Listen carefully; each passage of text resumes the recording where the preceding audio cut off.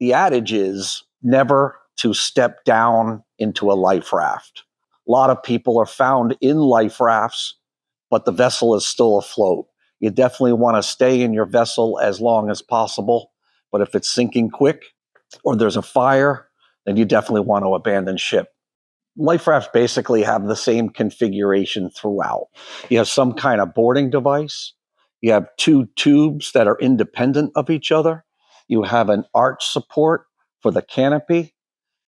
Some have double floors and some do not have double floors. The purpose of a double floor is to prevent hypothermia from setting in, kind of like being on an air mattress. Some have a foil floor, some have an air floor. Typically, the canopy will zip up so you're fully enclosed from the elements. There's usually pictograms indicating what to do should your life raft start to lose air. You have a pump, you have fill points, if you will. A lot of this is just a demo life raft, but they usually will have a light on the top. It's a water activated light. So that way you can be seen. Some lights you can actually turn on and off. Some are just strobe.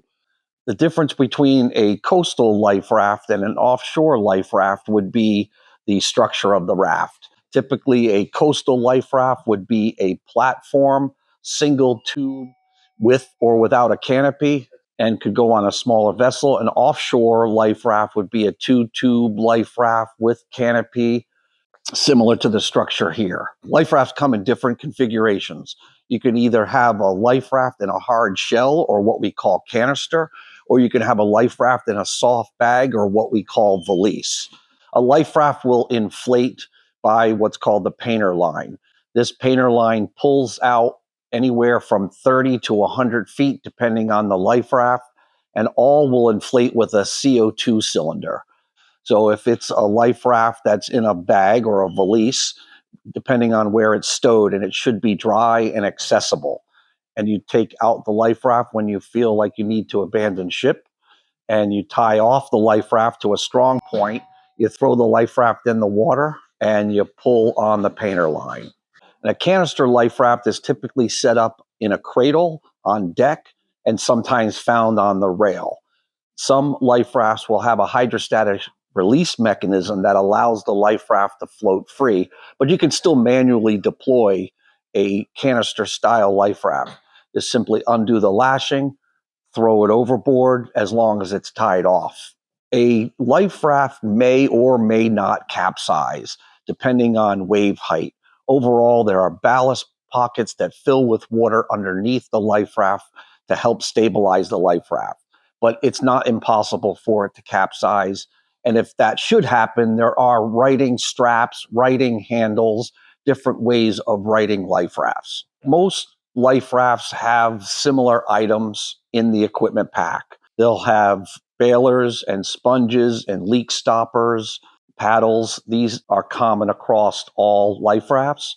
More extensive packs will include food, water, flares. There are many varieties of equipment packs. It's important to have several features of a life raft. Canopies are extremely important because of wind or sun, and any provisions or a double floor. And these are your typical features that you might want to look for. You determine the capacity of your life raft by the number of people on your crew. I always say a life raft will last anywhere between 12 and 20 years, depending on the manufacturer and how it's built. Life raft service varies depending on the life raft and the manufacturer. Typically, a recreational life raft gets serviced every 3 years. What life raft brand depends on, how many features you want and how much you want to spend and what's an important feature. If you're looking for a lightweight life raft, Winslow would be the way to go. Looking for something that's going to last for a long time and durable, Viking and Superior, Revere, these are all top life rafts.